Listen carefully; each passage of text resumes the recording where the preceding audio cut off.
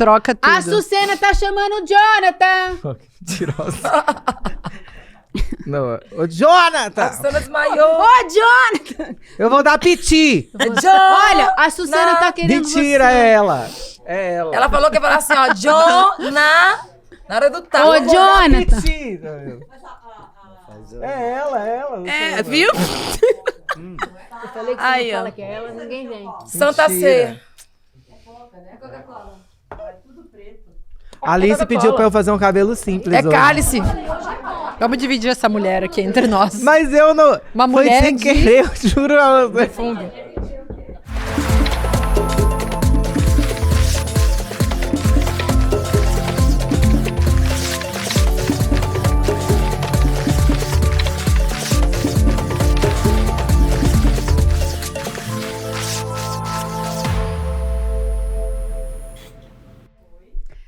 Olá! Está no ar mais um Precisamos Conversar, o programa de debates do ICL feito por mulheres para todo mundo. Eu sou a Juliana Baroni e estou com essas mulheres únicas, como jabuticabas, doces, que fazem esse programa cada dia melhor. Olhem só, a Sucena cantora. Viva! Saúde. Isso é licor de Saúde. jabuticaba, tá, gente? Em homenagem ao nosso querido presidente. Nina Silva, especialista em finanças e tecnologia. Bem-vinda de volta. Você fez falta semana passada, Eu amor. sei, vocês me amam. Márcia Tiburi, escritora. Saúde. E Sara Zara, nossa filósofa das redes, que não bebe.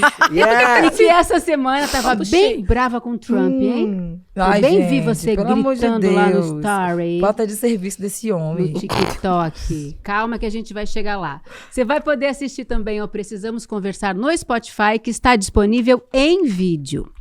Bom, antes de mais nada, eu queria avisar sobre o manifesto do ICL Somos 99%. Sim, estamos falando sobre a taxação dos mais ricos para que os mais pobres possam pagar menos impostos. Entre outras coisas, se você ainda não leu e não assinou o manifesto, faça isso agora. É importante, basta acessar a página 99%.com.br, que escreve assim, 99 numeral, porcento por extenso.com.br e assine. Contamos com você, tá? Bora trabalhar, meninas? Bora. Vou começar lendo aqui, abre aspas, como jornalista séria que eu sou.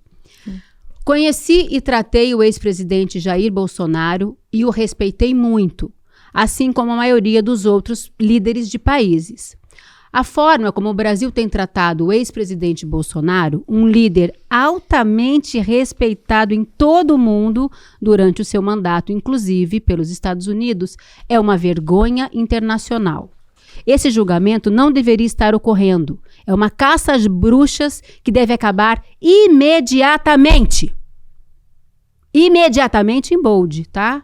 Quem falou isso? O dono do mundo. Acho que todo mundo que leu essa carta pensou na hora, né? Dia da mentira? Ou é, sei lá, um jornal sensacionalista? Ou é um meme criativo da internet? Inteligência artificial? Pois é, mas não.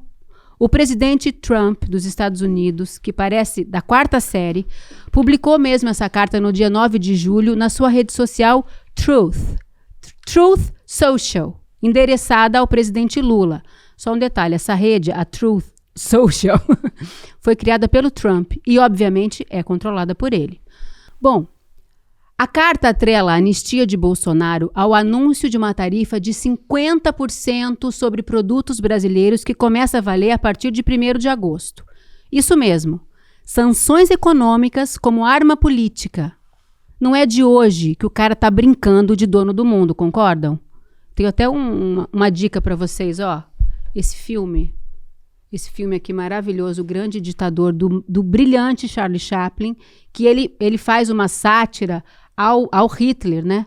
É o primeiro filme, ele faz sempre filmes mudos, né? Esse aqui é o primeiro filme que ele fala no final, que é esse personagem, que é o vagabundo que se traveste de ditador, e ele faz, é uma fala linda, vale a pena vocês assistirem. Bom, mas essa tarifa de 50% imposta ao Brasil também não é prejudicial aos Estados Unidos, Nina? O dólar está instável. Os Estados Unidos também estão correndo um risco forte de inflação, né? Sim, totalmente. O Trump, ele começa a fazer um imperialismo no mundo, né? Ele se coloca como um imperador, ele traz medidas inicialmente colocada como protecionismo econômico-político para poder proteger a sua economia interna, mas ele está colocando, né, o que ele não entende é que eles estão em superávit com o Brasil. Ou seja, eles exportam mais do que eles importam, pelo menos em 2024, tá? Essa é a primeira fake news que a gente precisa derrubar quando se trata dessa relação que ele está colocando como se eles estivessem em déficit, mas eles estão em superávit em 8 bilhões de dólares. E aí, a partir do momento em que você coloca a tarifa de 50%, quem vai pagar é o consumidor norte-americano, norte-estadunidense. Não é o brasileiro diretamente que vai pagar esses 50% de tarifa. Então, se o suco de laranja, 50% do suco de laranja, do cafezinho da manhã do norte-americano, vem do Brasil. O próprio café do norte-estadunidense vem do Brasil. Então vai ficar 50%. E a carne do hambúrguer? A carne que é o símbolo quando tem carne, americano. Quando tem carne no hambúrguer? Vem do Brasil. E aí é carne, aço, indústria têxtil, vestuário, soja, outros tipos de grãos. Tem uma infinidade de matérias, de insumos que também fazem parte da produção de outras indústrias nos Estados Unidos. Então pensa só, os Estados Unidos quer ampliar a sua indústria, né, interna, quer trazer a reindustrialização para a sua nação. Mas ele precisa de matérias-primas, insumos que os Estados Unidos não têm. E muitos desses são importados do Brasil.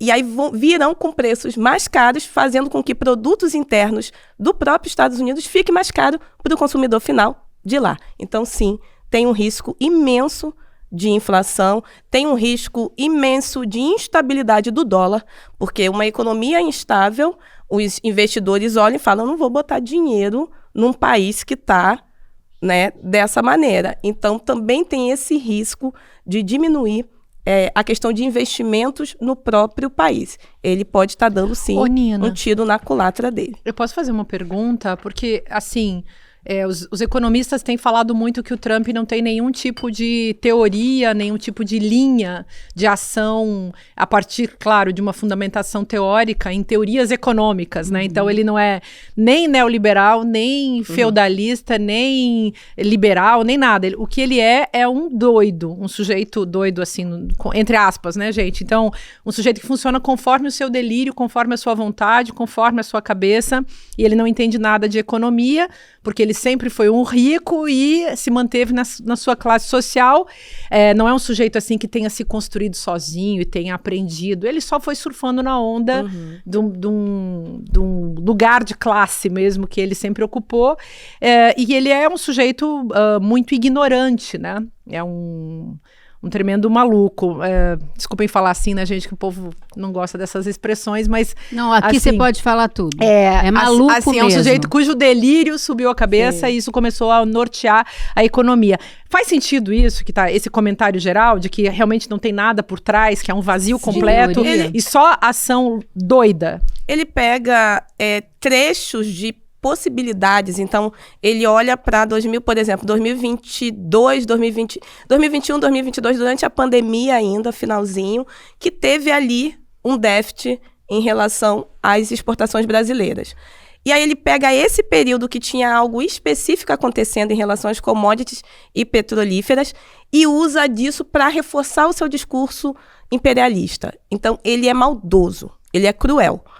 Ele é cruel com os Estados Unidos. Ele não quer fazer os Estados Unidos grande de novo. Ele quer se fazer grande na história, independente de qual tamanho do tombo, ele em si, do tombo que outras pessoas e que o país vai levar. Não tem fundamentação no médio e longo prazo. Ele pega teorias ou recortes de realidades e constrói uma outra realidade favorecendo a ele mesmo e não ao país.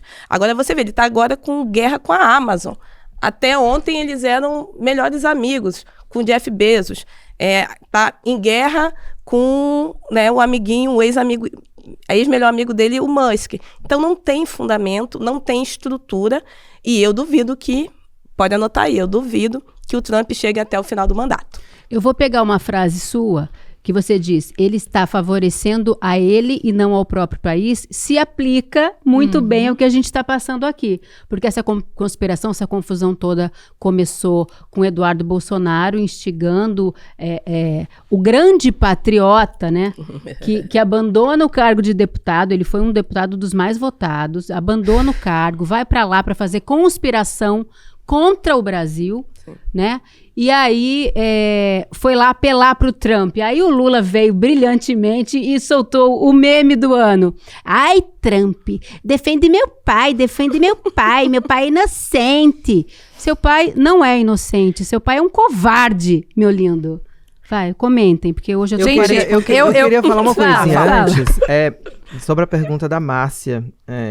Eu acho que, apesar desse delírio, existe uma lógica muito perversa e uma ideologia, porque eu acho que a direita, ela opera pela lógica conspiracionista, e isso é uma lógica, isso é uma ideologia. Quando eles acusam a esquerda de ser conspiracionista, na real, eles quem são conspiracionistas. Quando eles acusam a esquerda de ser globalista, naquele sentido medonho, eles são globalistas. Então, eu acho que existe uma tática aí do Trump de dominar... isso é uma coisa que eu fiquei pensando, né? De dominar o debate no Brasil, junto com a família Bolsonaro, de a família Bolsonaro ser a salvadora, quem vai abaixar os 50% depois, a partir de uma negociação com ele, para mim, eles operam de forma conspiracionista. Eu não tenho nem como não pensar que isso é uma conspiração para que a família Bolsonaro seja uma espécie de salvadora da pátria numa negociação sobre os 50%. Porque eles estão, me parece que, sem vergonha na cara de mostrar isso pro mundo e estão fazendo realmente isso. Eu acho também. Não, e um sequestro, né? Porque... Vai, fala. Não, eu acho que não é só BRICS, como muita gente fala. Não é só o delírio no sentido, assim, de um sujeito que não tem fundamento e age dentro da sua própria paranoia. É uma direita organizada. Então, tem a internacional extremista que está em plena ação. A gente falou sobre isso, sobre o Steve Bannon, essa ação que já tem aí mais de uma década, mas tem o Bolsonaro funcionando como um objeto de chantagem. Ele é uma moeda de troca nesse momento. E aí que o Brasil foi reduzido pelo Trump, ele fez o que ele faz com todo mundo, né, gente? Ele reduziu o Brasil a uma república das bananas. Mas tem um fator que eu acho que esses caras não sacaram. E aí o Trump deu já um tiro no pé e vai continuar dando, e eu concordo com o Nina. Acho que ele não vai durar muito tempo e os norte-americanos estão por aqui com ele. Tem um fator. Tem a República das Bananas e tem o Edu Bananinha. Então, isso é um fator interessante, porque eles não sabem quem é o Edu Bananinha aqui. Eles estão pensando que isso aqui, tipo, como país, é realmente uma republiqueta. E que não tem ninguém com coragem. O Lula... Você acha que ele subestima, assim, o Brasil? Acho que subestimam, sim. E pensam que vai ter essa estirpe. Então, chega lá o Edu Bananinha fazendo aquela cena. Eles não conseguem entender o nível do cara. O Edu Bananinha não é um herdeiro do seu pai. Ele é um herdeiro piorado. Não é um herdeiro melhorado. É piorado. Todos os filhos do Bolsonaro vão conseguir ser senador, ser um deputado aqui, ali, um vereador. Gente, eles não vão ter a chance que o Bolsonaro teve, embora Bolsonaro tenha sido sempre o baixo clero do baixo clero, né, o sub-Congresso Nacional. Ele teve toda uma manobra das elites, né, do atraso brasileiro. Foi um momento histórico. Foi. Que proporcionou que favoreceu que o bolsonarismo, né, existisse num lugar de trazer esse conservadorismo. Mas muito mais uma figura que eles precisavam do que o Bolsonaro. Exatamente. Tanto que a gente corre risco, a tal esquerda, o campo progressista e a democracia correm risco em 2026, mas eu acho que não é por parte da extremíssima direita, eu acho que é por parte de um centrão, e que um centrão, na verdade, é direita, né, gente? Mas olha quem só, sempre dominou, né? Esse centrão tá em maus lençóis, que esse centrão, quer dizer, o Tarcísio não é centrão, né? Não, é direita, né? E ele tá cometendo milhares de erros nesse momento, porque São Paulo é o estado mais prejudicado, né, Nina? Uhum. Nossa, Com essa taxação. Mas o que eu ia falar é o seguinte, o Bananinha, eu acho que o Trump sabe que ele é baixo clero aqui também, porque ele foi lá para a posse do Trump E ficou, tava menos 11 graus, ele não conseguiu entrar, ficou lá com aquele bonezinho vermelho, aquele MAGA, né? Make America Great Again, cheio de neve, e ele foi barrado, ele não entrou, nem ele, nem Zambelli, então eu acho que o Trump tratou ele como a gente trataria aqui. Mas né? é estratégico, gente, não é reconhecimento. Eu acho que ele não tem reconhecimento. Mas aí quando alguém chega e diz, o Steve Bannon da vida chega e diz, cara, esse aqui é o por onde a gente pode ir, porque não tem outro. Então, contando com isso, eu acho que nós não estamos tão mal. Sim. Queria colocar em relação a esse olhar do Trump para o resto do mundo, né? A gente sabe que os norte-estadunidenses, em sua maioria, se acham o umbigo do mundo. Isso até... Tipo, pessoas afro-americanas, tá? Acham que eles têm uma centralidade nos Estados Unidos. O cidadão médio tem uma centralidade nos Estados Unidos. E também o cidadão rico, ele vai ter essa centralidade que o umbigo do mundo é nos Estados Unidos. Então, o Trump, eles têm essa ignorância, que não é só da geografia, é uma ignorância histórica, geográfica e geopolítica. E eles ignoram que movimentos como estão acontecendo de sul global realmente vão ir contra essa hegemonia e esse lugar de dominância, né, desde sempre. Então, se a gente for pensar, o Brasil hoje, ele é pioneiro na transição energética e nas emergências climáticas, tudo que o Trump é contra. Tá? Tudo que ele está tentando derrubar. O Brasil hoje está trabalhando e falando sobre regulação de Big Techs, coisa que o Trump não quer que aconteça em nenhum lugar do mundo, porque também fere diretamente os únicos coleguinhas que restaram, né? Mas vem cá, e você acha que essas Big Techs, elas estão por trás desse ataque ao STF? Não vou dizer por trás, mas tem influência, né? É um conjunto. Também acho que tem muita influência. Como a Sucena trouxe, é um conjunto de coisas. Então, poxa, o Brasil tá lá, G20 no ano passado, COP30 esse ano, defendendo coisas que a gente quer derrubar, a gente quer riscar diretamente, literalmente, da pauta. O Brasil liderando o Mercosul nesse mandato e ainda sediando o BRICS, fazendo ligações e conciliações diplomáticas com países do Sul, principalmente com meu maior, digamos, inimigo, que é a China. O Brasil hoje é o lugar mais onde a Guerra Fria dos Estados Unidos pode acontecer, que tem maior influência e possibilidade de influenciar o resto do mundo. Porque a gente tem todos os recursos, as matérias-primas que o resto do mundo não tem. Brasil, continente africano, a região sul que mais tem.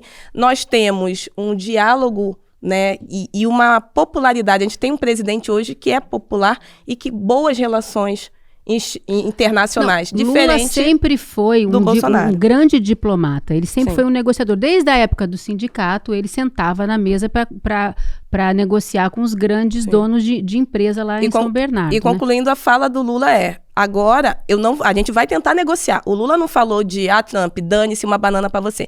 A gente vai tentar negociar. Se a gente não chegar a um consenso, aí nós iremos fazer a questão da reciprocidade. Então, mas o Lula já assinou a lei de reciprocidade com contramedidas equivalentes em casos de retaliações comerciais de outros países.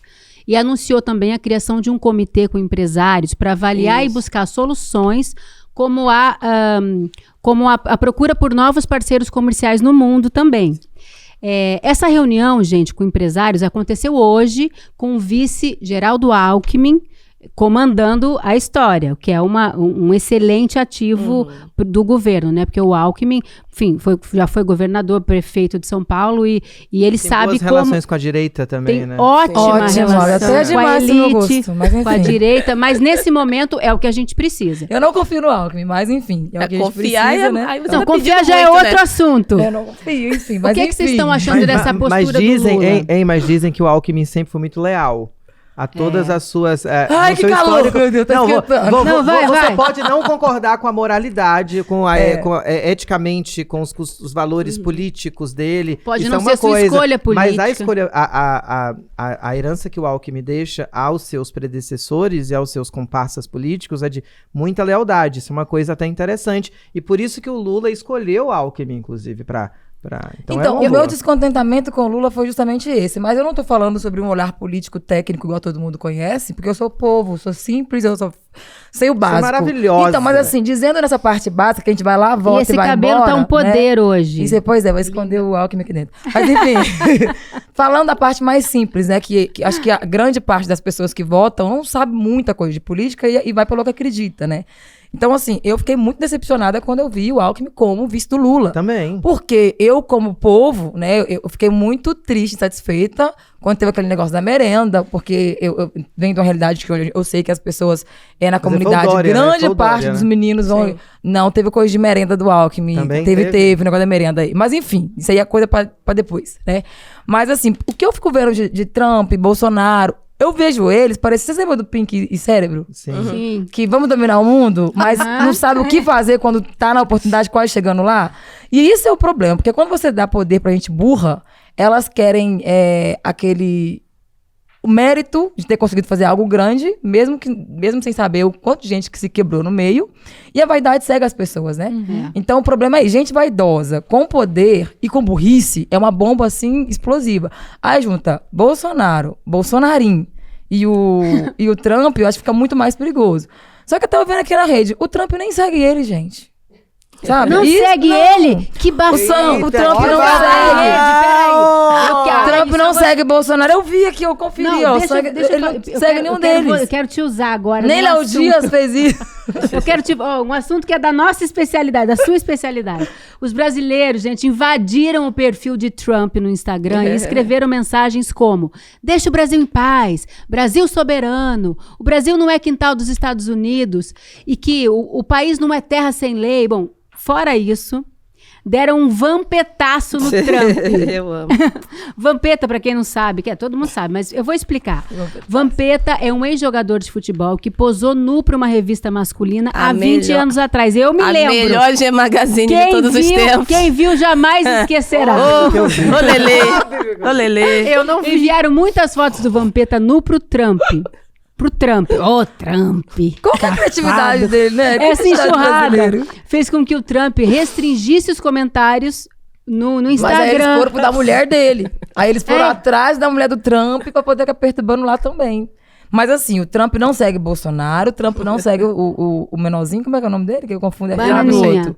Um desses dois aí. Bananinha. O Eduardo, né? É o Bananinha. Eduardo. É o Flávio Bananinha. E o Bananão 2. Agora é aqui, Flávio. e o Flavinho, gente? Por onde ele anda? Porque Mas eu não tô quem? vendo o Flavinho Não falando sei onde é nada. que O tá. Flavinho Bolsonaro. Não, eu não sei, mas uma coisa que eu Nem acho que quero a saber. gente não pode esquecer Exato. é que essas relações do Trump com a América Latina têm precedente já. Então a gente não pode esquecer do México, do Panamá, a gente não pode esquecer de como essa linha... Por isso que eu acho que tem uma linha metodológica aí. Sim, de dominação.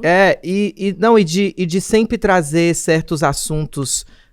não é nem trazer, como quando você domina o debate, qual que é o nome disso? Você pauta o debate. Então, Trump, mais uma vez, está tentando pautar o debate e dominar a partir dessas intenções que parecem delirantes, Mas e sempre que, na verdade, foi, né, são gente? perversas. É porque ele Não, tem é sempre a assim, ó, mesma eu não sei- estratégia da extrema-direita, é sempre essa. Ô, É ô, sempre Márcia. gritaria e discurso grotesco. E bomba de fumaça. Bomba Sim. de fumaça Muita. sobre várias discussões e coisas importantes que estão sendo discutidas com o Brasil à frente, com a liderança do Brasil, então, e principalmente por conta do julgamento do coleguinha, né? Então, porque olha, a gente tá aproximadamente 2 meses do julgamento de Jair Bolsonaro. É um capitão e ex-presidente que tentou dar um golpe de Estado no Brasil. A PGR pede condenação de Bolsonaro e mais 7. Ele pode pegar, gente, até 43 anos de prisão. Grande dia, hein? Aí, Nina, eu queria saber o seguinte, o Lula muito corajoso. Vocês estavam falando do México, então a presidenta do México foi muito corajosa e enfrentou o Trump. O Lula está fazendo a mesma coisa. Pulso firme, né? Pulso firme. O que você está achando da postura do Lula? Não, pelo menos nisso. E não, isso aí o Lula tá sendo impecável. Tá sendo bem pulso firme mesmo. E eu acho que gente mimada precisa disso. Mãe de menino pirracento faz assim, ou dá um tapa, ou segura no não, né? Bater não pode ainda. E né? só faltava cair nesse tipo de chantagem. O Lula ia jogar no lixo a sua reputação e a sua reputação mundial. Mas eu acho que o povo também tá apoiando muito o Lula, Sim, né? Se não seria... fosse esse apoio do povo também, ele não teria esse pulso todo pra poder jogar. E assim... seriedade, né?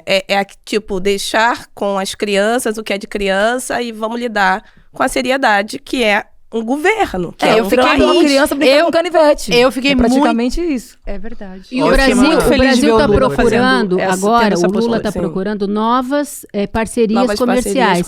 Você tem um dado importante para falar. Sim, acabou de fechar, né, a venda de 45 jatos, a Embraer, que e aí vamos lá, a Embraer, ela é fornecedora dos Estados Unidos de jatos regionais, de jatinhos menores, e os Estados Unidos também é fornecedor nosso de insumos para aeronaves. Então, a gente tem, teoricamente, na indústria, a gente tem uma relação comercial extremamente favorável para ambos os lados. Só que aí, pessoalzinho quer romper, a gente vai vender para os coleguinhas. Então, 45 jatos vendidos para a Dinamarca, que vão começar a ser entregues a partir de 2027, resultando ali numa venda de 21 bilhões de reais, né? Que o Brasil começa a olhar e também a falar para o seu empresariado: fica aqui comigo, vamos buscar explorar o mundo. A gente tem China, a gente tem Oriente Médio, a gente tem o próprio Mercosul, para a gente poder fazer relações comerciais mais fortes e favoráveis. A gente tem a Europa, que está se voltando também a abrir e entender esse lugar de buscar matérias-primas em outros países. Então, é o ano e o momento do Brasil. E digo mais, é o momento de 2026. A gente falava muito aqui nos últimos programas que estávamos perdidos na comunicação, que estávamos longe da base. A comunicação do governo melhorou em 1000%. O último post, inclusive, a comunicação não é só post, né, gente? Comunicação, ela envolve tudo. Mas eu amei o último post em que tá colocado Made in Brasil e é cortado Made e apresenta a palavra feito no Brasil. Eu achei genial a campanha, e são várias, é um carrossel que deu, assim, milhares de comentários. Eu achei genial. E o uso inteligente da inteligência artificial de maneira verdadeira. Tá bacana. Sabe? Parabéns aos envolvidos, gente, tá muito lindo. E o ICL tá arrasando também. Que orgulho de fazer parte desse time, né, meninas? Eu tô muito feliz de estar aqui agora com vocês. Agora é a hora da virada mesmo. Agora é a hora, eu tenho certeza. Bom, nesse momento do Brasil, esse momento tão importante, é lançado nas salas de cinema e na Netflix o documentário Apocalipse nos Trópicos, da cineasta brilhante Petra Costa, que mostra a igreja evangélica emaranhada na vida política brasileira. O timing tá perfeito para o lançamento desse filme. O personagem principal é o pastor Malafaia. Ele aparece tanto em cenas cotidianas, em casa, no trabalho, em pregações, como também na intimidade de um jatinho. Ele é tão humilde, tão simplesinho ele, né? O filme passa pela pandemia. Eu assisti o filme e quando passa pela pandemia, chega a dar um frio na espinha, porque que momento horroroso que a gente viveu, né? Com seus 700 mil mortos, com pastores afirmando que Jesus curava a Covid-19, até chegar à tentativa de golpe de Estado em 8 de janeiro de 2023. A Petra estica uma linha do tempo recente da história do Brasil e no doc ela se pergunta, e eu pergunto para vocês, quando uma democracia termina e uma teocracia começa, Sara? Menina, sabe o que eu estava lembrando? da época do Malafaia, né? Porque ele foi muito bem colocado nesse filme aí. E aí ele ficou bem à vontade, né? Achei até meio que... Falei, nossa, ele tão bem aberto assim. Eu lembro que nos anos 90, quando ele surgiu, o nome dele surgiu como referência evangélica, né? Uma referência de líder religioso. Lá em Belo Horizonte, o pessoal começou a pregar nas igrejas que o PT tinha acabado de surgir, assim, como um grande nome à presidência, né? O Lula, no caso, pra não votar no Lula, porque o Lula era comunista, ele era anticristo e o vermelho da bandeira era o vermelho contra o sangue de Jesus. Aí foi uma putaria só. Ia fechar as igrejas. Ia fechar e as ainda igrejas falavam e tudo. que ele era filho de Xangô, usando ainda como é que fala quando Racismo religioso, racismo intolerância, né? religioso. Eu sei que era uma putaria só. E nessa época apareceu o Silas Malafaia trazendo o contrário, explicando que o Lula era só um presidente, que ele estava do lado dos evangélicos, que não ia fechar igreja nenhuma. Tudo que ele fez a favor do Bolsonaro nesse período agora, ele já tinha feito pelo Lula antes, né? Aí, analisando o passado dele com o presente, você vê que ele não é religioso porra nenhuma, ele só é um cara conveniente e ele vai estar a favor de quem estiver dando mais dinheiro pro bolso dele, entendeu? Mas posso me envolver nessa história? Por favor. Eu estudei o Nossa Malafaia, professora. gente. Durante uma época, eu fiquei estudando esse Silas Malafaia, então eu assisti todos os cultos dele e alguns cultos várias vezes na internet. Deus me livre, Porque eu castiga precisava isso. analisar o seu discurso. Então, eu escrevi um artigo, apresentei num congresso lá internacional e tal. Bom, vocês sabem que eu pesquiso há muito tempo a subjetividade desses sujeitos, desses tiranos e desses fascistas, né? E são todos iguais. Farinha, como a gente diz, farinha mesmo saco. do mesmíssimo saco. E todos eles apresentam uma postura de perversão que a gente conhece pelo discurso e pelas atitudes. No caso do filme Malafaia, o Sóstenes, que não é uma figura também menor, porque é o líder, digamos assim, da bancada do estupro do Congresso. Vocês vejam o papel dele no filme da Petra Costa, a atitude do Malafaia, mas Trump e Bolsonaro são todos o mesmo tipo de personalidade. Por trás dessa atitude perversa tem uma coisa que é a paranoia, gente. E a paranoia não é só o sujeito que tem mania de perseguição, como no nosso vernáculo aí a gente trata. O paranoico é um sujeito que acha que é o centro do mundo. E ele tem a tendência de submeter os outros, então ele parece um sádico, né? E ele, ao mesmo tempo, não consegue estar no mundo fazendo coisas com os outros. Com os outros não existe, então ele submete os outros. O Lula foi muito feliz nesse momento todo aí, porque o Lula é um cara que olha para fora do mundo, reconhece as outras pessoas e age trazendo gente, né? E abrindo o coração e os braços e tal, que esses caras não têm coragem de fazer. E aí, eu estava analisando isso, né? A submissão do outro e essa posição de abusar do outro todo o tempo. E o Malafaia, na hora do jatinho, por exemplo, que você citou, prestem atenção, quem for assistir o filme, como ele se comporta, porque as pessoas falam do dinheiro que custou o jatinho e ele dá uma risada perversa, dizendo que não foi aquele preço, foi, sei lá, milhares de vezes mais, e que agora já tá valendo muito menos. Ele debocha. Ele fala, porque desvaloriza. Se a partir do momento que você compra, já desvaloriza, já não tá valendo mais nada. E o Malafaia, nos cultos que eu assisti, que foram vários, ele é muito inteligente. Muito.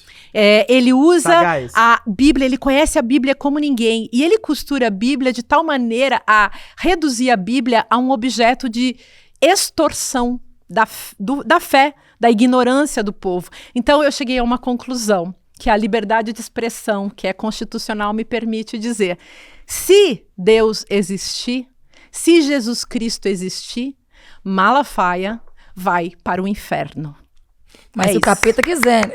Nem o capeta vai querer. Vai ter que construir um espaço Não, novo pra porque ele. é um você sujeito... conhece bastante Cara, sobre discurso teocracia. maligno. Ele faz um discurso maligno, gente. Não é só a um discurso banalidade maligno. do mal, é a malignidade do mal. É sério, Eu gostei perigoso. muito de um conceito, de alguns conceitos do filme, que eu achei que o filme foi muito feliz nas análises. Primeiro, tem uma estética que eu gostei bastante, a divisão em capítulos, para remeter à Bíblia, Remeteu ao Apocalipse. ao Apocalipse, não, até chegar ao Apocalipse, né? Ah, sim. Esse processo que do início, ou Meio do fim. paraíso Aos fins dos tempos. ao fim dos tempos, E eu considero que a Petra foi muito feliz, e tem um conceito que ela usou que foi de dominianismo, que os evangélicos operando para dominarem todas as esferas do poder e em todos os lugares. E é muito interessante que há aí quase que uma releitura do que foi o cristianismo católico na Idade das Trevas. E eu gostei muito quando ela traz de novo, quando a ciência avançou, o liberalismo avançou, o iluminismo avançou, o renascimento veio, parecia que a Idade das Trevas ficava cada vez mais distante e as teocracias cada vez mais distantes de nós, ou pelo menos desse mundo cristão ocidental, de repente estamos inventando a teocracia de novo e de um outro jeito. E assim, as igrejas evangélicas imitam muito as indulgências. As igrejas evangélicas, só que de forma descentralizada. Se no cristianismo católico você tem a centralização, para os evangélicos o que importa é a descentralização, porque a descentralização, inclusive, é o que faz nascer uma igreja em cada garagem. Ou seja, uma das profissões de fé, na verdade, uma das teses de Lutero, das 95 teses de Lutero, era a livre interpretação da Bíblia. Enquanto os católicos não podiam ler a Bíblia, a missa era feita em latim. Para os evangélicos foi diferente, ou seja, todo evangélico precisa saber, todo protestante precisa entender a Bíblia, ler a Bíblia, e aí a sua interpretação que o Espírito Santo te conceda e vos dê. Isso criou, ao mesmo tempo que um problema, uma espécie de câncer, porque os evangélicos têm esse poder de crescer de forma disparada. Mas, Açucena, querida, é um plano. É um plano, tem um livro, é um projeto. Quem quiser saber mais sobre isso, não precisa nem estudar os pesquisadores, deve ir direto na fonte principal, que é o livro do Edir Macedo, chamado Plano de Poder, Deus, os Cristãos e a Política. E ali tem o método, como avançar e chegar aonde? O Sóstenes no filme fala, antes a gente era 3 fileirinhas aqui, né? Agora a gente 50. Já é então, é um projeto de colonização política por parte dessa igreja diabólica, porque é diabólica. É um projeto de destruição da democracia. É tudo para eles. Por isso nada achei o Lula para os sagaz. Outros. Sem democracia. O Lula foi sagaz nisso que você está falando, que o Lula falou assim, que o discurso dos evangélicos ele é muito potente, lembrando Max Weber de novo, a ética protestante e o espírito do capitalismo, porque traz assim, se você tá um fracassado, só existe uma questão aqui, Deus e o diabo. Então, é porque Jesus vai entrar na sua vida e vai resolver. Então a teologia da prosperidade ela é muito cruel porque ela simplifica as coisas como se elas fossem complexas. E deixa eu falar uma coisa, porque do jeito que eu falo, assim, com essa crítica muito contundente, pode ter gente que ache que eu sou, contra os crentes. Eu não sou. Não, eu quero falar isso. Eu também ouvi sua opinião depois. Mas eu quero falar sobre isso, gente, porque eu não sou contra as pessoas que creem, eu não sou contra os deuses e as deusas e os orixás e as entidades e as religiosidades. Pastores. Mas eu sou contra e serei sempre, continuarei falando, contra os abusadores da fé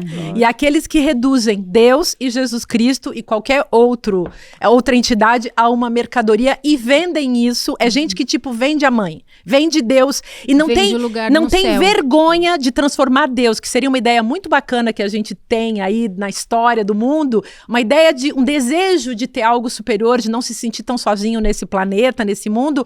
Eles reduzem isso a dinheiro, a mercadoria, a poder. É uma coisa muito podre e maligna. Por isso que eu digo que é gente diabólica, Sara. Não, diabólica nada, menina. O diabo é bom perto Bíblia desses Sagrada, caras, né? Ela tem um poder místico, né?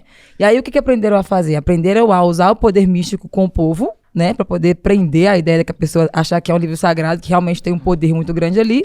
Mas quem tá lendo pra ganhar dinheiro, tirou esse poder místico. Então é só um livro de história muito foda, que se você pegar lá, tem várias interpretações diferentes. Você consegue matar e justificar, você consegue roubar e justificar. E aí até essa questão das igrejas, as maiores que tem hoje. Começamos com a igreja do Macedo, que é a Universal.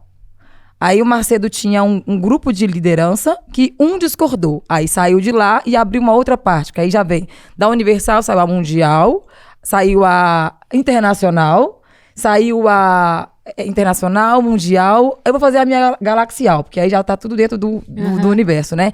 Mas aí, assim, eles vão se dividindo e o método não muda. É porque são muita gente gananciosa e é pouco dinheiro pra muita gente dividir. É como se diz, né? É muito indígena, muito cacique. Como é que é? Muito cacique. Muito cacique. Isso, pouco indígena. Então é assim. Um não quis, um O quis. ditado é pra pouco índio, mas é Isso. politicamente incorreto. Aí um não concordou porque queria pegar a mesma fatia e aí lá não coube. Então abriu outra. E foi abrindo, e cada um quer pegar dinheiro. De fato, é muito raro você ver pastores interessados em pregar o evangelho, que é o evangelho que ficou, que é o evangelho de Cristo. Hoje é o evangelho de prosperidade, que justamente usa dinheiro. Sem contar que esse negócio da igreja não pagar imposto, que eu acho um absurdo. Deveria sim pagar Mas imposto. essa história do imposto é assim que os pastores que têm canal de TV ou que compram espaço nas TVs abertas, eles justificam. De onde é que vem esse dinheiro, né? Ó, eu queria dar uma dica E de por que 2 não paga livros. imposto? Porque não paga imposto. Eu sugeriria que as pessoas lessem o Mário Faustino, Nos Bastidores do Reino, A Vida Secreta da Igreja Universal do Reino de Deus, e também o livro do Bruno Paes Manso, chamado A Fé e o Fuzil, que aí a gente entende também aqueles caras que eram altamente criminosos e que vão ali ser pastores, porque é uma gente que não tem limite, é gente muito sem escrúpulo e capaz de enganar pessoas ingênuas e que se deixam levar porque estão desesperadas. Sim, eu tava ouvindo. Não, pode ir, depois eu No falo. filme tem um momento que quando o Bolsonaro não é eleito, né, perde a eleição e ele fica 2 dias sumido, ele não assume, que não... Chorando. Defende meu pai, defende... E Perdi meu brinquedo. foge, né? Não quer passar Sempre faixa, covarde, sempre covarde, tá sendo covarde de novo, enfim, vai fugir de novo ou vai ser preso em breve, aí a gente vai comemorar aqui. Mas é muito impressionante ver a fé das pessoas. São pessoas com... Alguns você olha e fala, pessoas malucas, que estão ajoelhados, batendo palma para pneu, rezando com um ET, fazendo sinal para um ET ter uma intervenção. Eu acho, Ju, que a Petra colocou muito bem isso, que enquanto a esquerda está apresentando projetos que já foram anunciados e sem grandes utopias, a direita está apresentando um paraíso no céu. A igreja está apresentando, de fato, uma revolução. A direita, na real, falando da igreja, mas é a direita junto com a igreja. É a mesma coisa. É justamente. Então, nisso eu achei uma felicidade, até quando ela traz o conceito de apocalipse, porque apocalipse é a grande questão do cristianismo pelo mundo. Nesses 2 milênios de cristianismo, e por esse dominianismo que a Igreja Católica já teve, perdeu muito espaço e agora os evangélicos estão tomando de forma descentralizada, ao invés de um Vaticano, você descentraliza e tem vários núcleos de poder e de força, como essas igrejas evangélicas superpoderosas que a Sara disse, o Apocalipse sendo usado como um instrumento de medo, um instrumento de manipulação pelo medo, pelo amedrontamento, o inferno voltou a ser uma pauta. É engraçado que eu ouvi esses dias um reverendo protestante, que é o Caio Fábio, e ele fala assim, eu não sei por que os evangélicos dão tanto valor ao diabo, porque, segundo a teologia, não existe esse diabo poderoso que é um antagonista, a figura nem de Deus, nem de Jesus. Só que o diabo é a figura mais importante para o cristianismo. Me parece mais importante do que a figura de Jesus. Porque o medo que impõe as pessoas justamente deixa ela paralisada, né? Então elas não pensam, não fazem nada sem um comando. Se você tinha grandes monumentos eclesiásticos com dragões, com demônios sendo desenhados nas igrejas da Idade Média, hoje você tem pela retórica. Hoje você tem... Quem são os dragões, os demônios? Somos nós, pessoas de cultura. Tem uma hora que ele fala da escola de Frankfurt, que ele solta o marxismo cultural. Ai, gente. Numa ignorância. Eu cheguei a ter pesadelo, rolava de então, cara. assim, nós somos se o exemplo antes eram as esculturas, nós hoje nos tornamos os exemplos a não ser seguidos, enfim. Bom, o ICL também fez um podcast sobre o pastor Malafaia, tá? Chamado No Alvo. A vida financeira do pastor foi investigada pelo jornalista Igor Melo, sob coordenação da nossa querida Juliana Dalpiva. O Igor passou o último ano tentando entender como esse homem que se vende como um pastor de origem simples passou a viver como um milionário, tá? No Spotify. Quer sim. concluir, Nina? Quer Eu dar sua tava ouvindo contribuição? todo mundo, e aí eu fui escrevendo umas coisinhas assim, o dualismo, né? Quando a gente trata do eurocentrismo e do afrocentrismo. E aí, enegrecendo a questão, quando a Sara pergunta por que a igreja não paga imposto? Porque o Estado não é laico. O Estado capitalista, no neoliberalismo, ele precisa da igreja e da fé das pessoas, do invisível, para manifestar predominância e manter privilégio. E aí eu fui colocando esse dualismo, que a gente fala muito do nortear as ações, mas eu sempre trago a retórica de precisamos afrocentrar e sulear as nossas ações. Obrigada, BRICS, para trazer essa coisa da força do sul global, que também é um lugar africano, né, de pensar. Enquanto as igrejas falam do místico, nós falamos das ciências da terra, das ciências humanas. Todas as religiões de matrizes africanas e também de povos originários tratam de ciência, tratam de energia, tratam da natureza, não tratam daquilo que não é palpável. Nossas coisas são feitas pela lua, né? São coisas que ferem diretamente... É outra concepção de natureza, né? De mundo. E é uma concepção tática, estratégica e tangível, diferente das estruturas institucionalizadas. E aí a gente tem quando a gente fala de espiritualidade, a gente não fala de uma hierarquia, a gente tem uma espiritualidade integrada, né? A gente dá benção para os mais novos e para os mais velhos, mas os mais novos também têm sabedoria. A gente entende que a vida não perpassa na subjetividade, a vida ela perpassa na coletividade e nos contratos e pactos que nós temos desde a nossa ancestralidade. A gente não tem uma hierarquia porque o cara é um pastor que está de terno e gravata. A gente tem uma hierarquia no nosso relacionamento. Você pode estar uma liderança daquela tradição nesse momento, como uma criança também pode ser. E a diversidade das crenças, né? Em povos originários africanos e povos originários de Américas, a gente tem uma diversidade de crenças vivendo bem, harmoniosamente bem, de maneira, né, horizontal, e não essa maneira verticalizada, onde você teme a hierarquia e você centraliza e impõe uma única verdade. Eu entendo isso, mas assim, crença é crença, dinheiro é dinheiro. É muito dinheiro que entra. E aí o que você faz? Você já fez algum levantamento de quanto que entra de dinheiro nas igrejas, nas maiores? Não tem como fazer, porque... Não, dá pra fazer, tem uma base, porque assim, ó, eu tenho uma base mínima. Na igreja que eu ia, né, antigamente, era uma igreja de pessoas simples, de quebrada.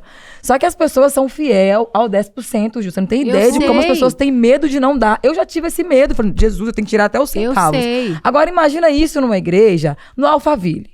Aí você pega os 10%, porque esse povo é rico, mas tem medo também, tá? Porque eles conseguem colocar medo no povo por causa do devorador. Medo de não dar? Medo Se você não der o 10%, o devorador vai comer seu... Enfim. É um milicianato, né, gente? Agora óbvio. imagina uma igreja em Alphaville, que tem vários 10% daquele povo lá. Aí você pega a crença e você pega o dinheiro, que não tem nada a ver uma coisa com a outra. O que eles estão fazendo com esse dinheiro que tá entrando? Não tá fazendo nada social mercado. Né, no caso que vamos falar que tá valendo sobre a fé. Então tem que pagar imposto sim. Aí você pega o pastor de lá, por exemplo, um baladão que tá com um relógio de 300 mil reais. Entendeu? Olha pra você ver como que é absurdo o tanto de dinheiro que entra e que não sai, que não retorna pro cofre público. Não, então deveria isso é um pagar, absurdo. entendeu? Eu acho Você que deveria ter entende que é esse esse é um tipo de assunto... relação de fé que dá margem para que isso seja Por isso inserido que eu falo, dentro gente, do mercado. O Estado não é laico a partir do momento que nós aceitamos, os brasileiros aceitaram que existe uma bancada evangélica Mas lá tem, no trem, entendeu? tem uma extorsão. Sim, o Estado é laico na Constituição, mas na prática não é É laico. uma pretensa laicidade, E né? por isso precisamos defender. Laicidade. Cadê Laís de tanga? Vocês Eu vou sabem, dar- gente, que Eu vou ter que Sara, mudar de assunto. a Sara me apelidou de De Laís. Por causa da Laís. Laicidade. Por ela apregoar a É minha laicidade. brega. Porque o que será minha que é brega. laicidade? Olha, Laicidade precisamos conversar. é Márcia de tanga. Você aprendeu o que é? Gente, eu tenho que mudar de assunto, a diretora está me pedindo. é. O Precisamos Conversar também traz boas notícias, isso é muito importante. A escritora Ana Maria Gonçalves é a primeira mulher negra a ser eleita para a Academia Brasileira de Letras. Um de seus livros mais conhecidos é esse aqui, ó, Um Defeito de Cor. É um livro de 950 páginas que todo brasileiro deveria ler.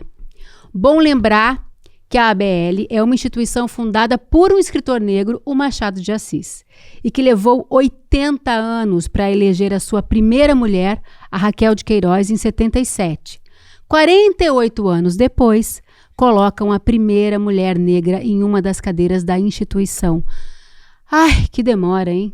Eu comecei a ler esse livro ontem, eu pedi Eu comprei, né? Não vou dizer por onde, que eu quase disse, mas não vou dizer. Eu comprei, chegou, eu comecei a ler ontem. Eu sempre tive um pouco de medo de começar a ler esse livro por conta do tamanho. Porque eu sou uma mãe, eu sou uma pessoa que faz muitas coisas. E eu falei, ai meu Deus, eu vou ler, eu não vou ler, eu vou ler. Comecei a ler. Assim, você fica tomado pela história. Parece que você é a personagem principal, né? Porque, vamos falar do livro, então. Um Defeito de Cor conta a história de Kehinde, uma mulher trazida da região da Costa da Mina, na África, para ser escravizada em Salvador no século XIX. No Brasil, ela recebeu o nome branco de Luísa Maim, que foi uma figura preponderante na Revolta dos Malês, além de ser mãe do abolicionista Luiz Gama.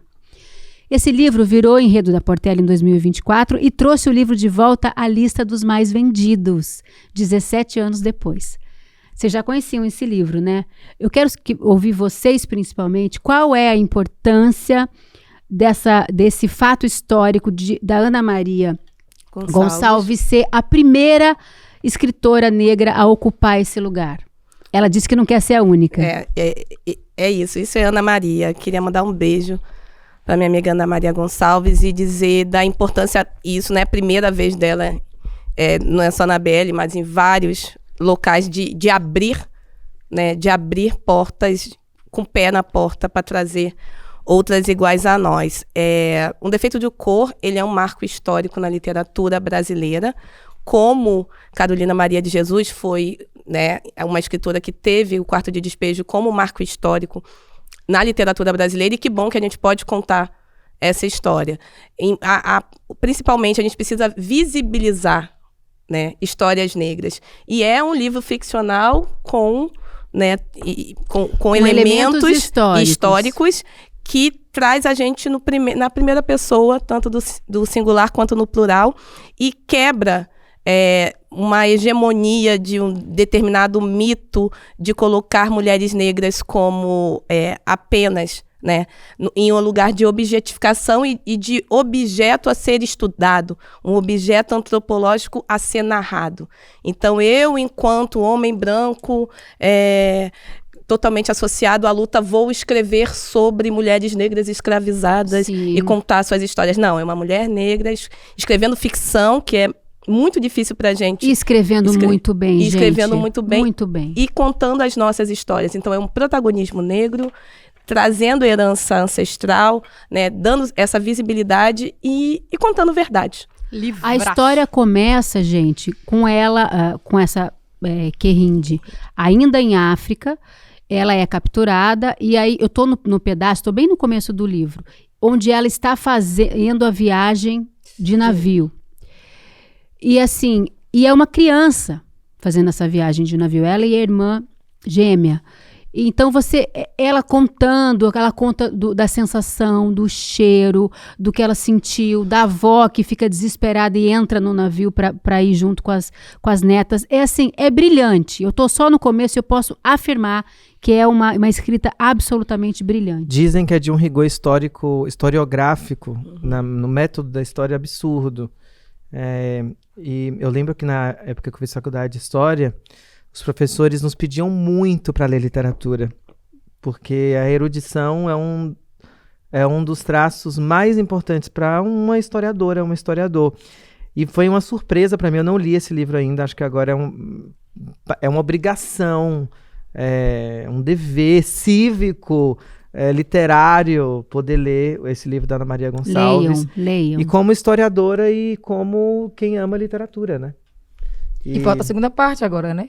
Tem segunda parte? O povo do audiovisual, porque Crepúsculo virou filme. Não, isso aqui é uma saga. Filme, gente, isso aqui não é pra um filme só. Eu acho que não é pra um filme só, vai ser uma série, É uma saga, é uma série. Então aí tá o desafio agora, Será que já não tá botar sendo feito? Porque, gente, o povo dislexo, pelo amor de Deus. Eu acho que a Globo tá fazendo. Audiovisual, pra poder entender. E eu espero que seja um audiovisual negro também, né? Que mas parece que o roteiro nunca fica bom o suficiente, que o livro é melhor, então eles ainda estão trabalhando no roteiro. Que tem roteiristas negros, que tenham diretores e diretoras negros e negras, que tenham, né? Para a gente poder realmente manter o protagonismo negro e as histórias humanizadas que o livro conta. Olha, gente, que lindo, um livro que fica em pé. que pode economizar assim seu tédio, né? Não, Fazer você fugir das redes sociais. Olha que beleza. Olha que beleza. E a quilos de livro. O bom da história a Querinde, ela traz também um lugar da resiliência pra gente, sabe? Sabe esse momento que a gente vive do tipo, nossa, mas que mais que o Trump vai inventar? Que mais que a gente vai ter agora? Queria fazer São histórias que trazem esse lugar do tipo, já foi pior ainda, esse mundo. Esse mundo já foi horrível e continua acontecendo o genocídio do povo preto, dos jovens negros. A gente tem que sempre lembrar essa coisa. Eu nunca consegui chegar no fim desse livro, mas eu acho que agora a gente pode todo mundo ler junto e esse empuxo por Podemos vamos ler no juntas, coletivo. Vamos ler juntas, vamos ler porque juntas. a gente começa a ler, aí vai ler outra coisa e fica se confundindo, enfim. Mas eu queria dizer uma coisa, é bom as pessoas então conhecerem o personagem, né? As personagens.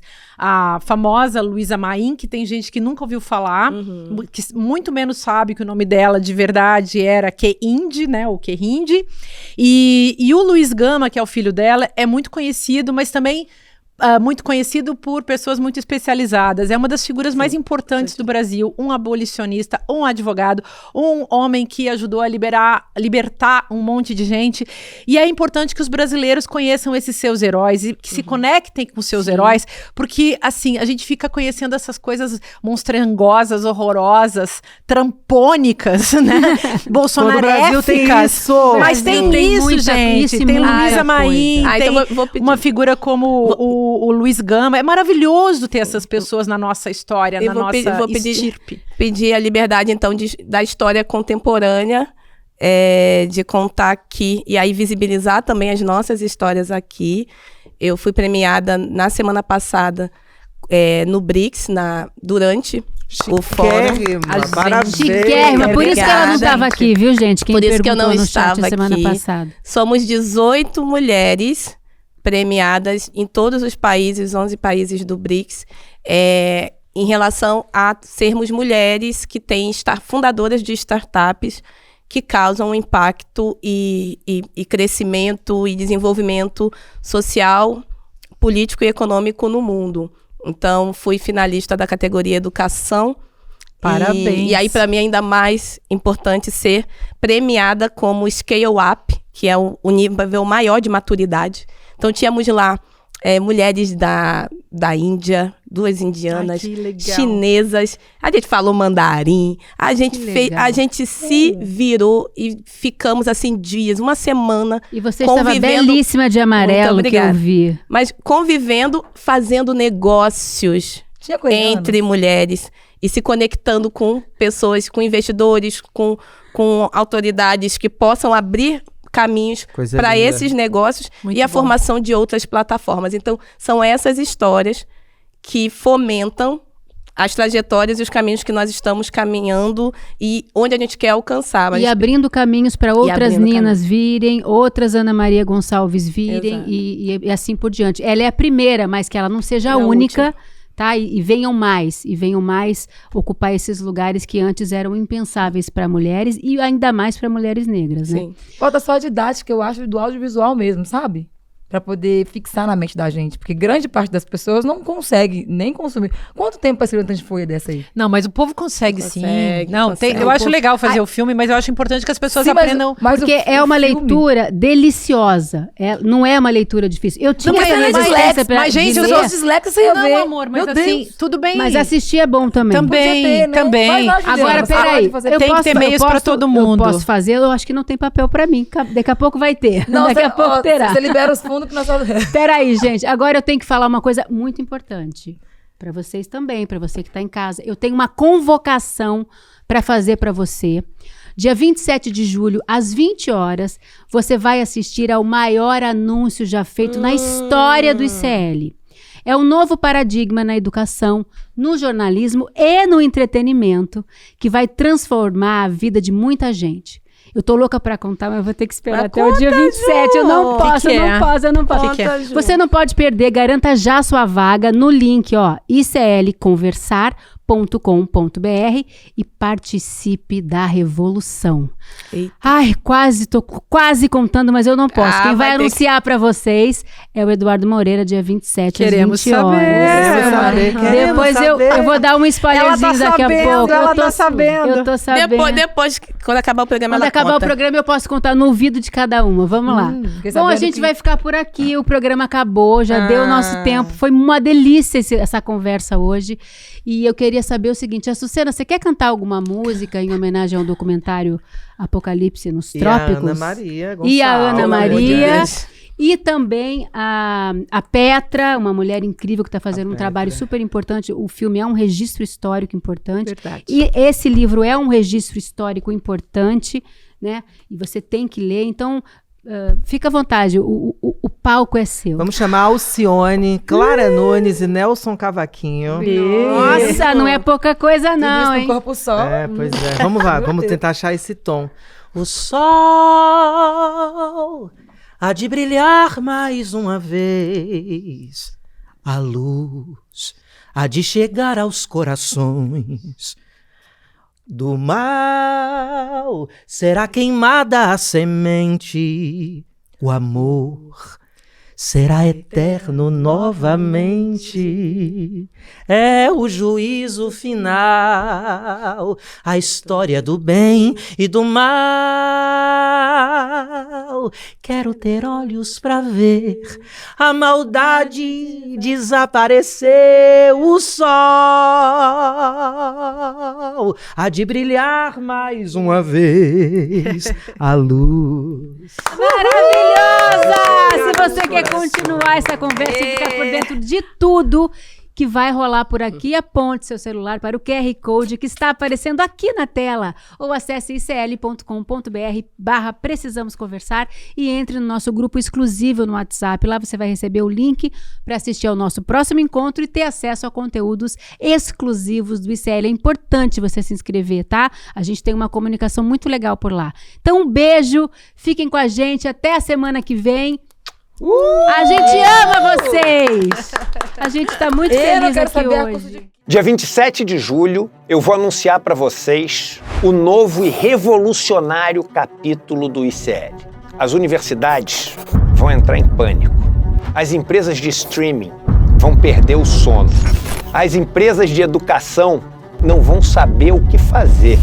E o povo brasileiro vai celebrar de alegria, porque vem aí o projeto mais revolucionário que já foi apresentado até hoje no campo da educação, jornalismo e entretenimento.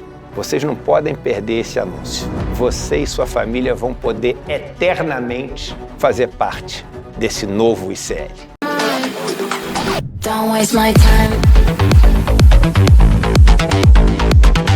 Na loja Sou ICL você encontra camisetas, canecas, mochilas e bonés que carregam ideias.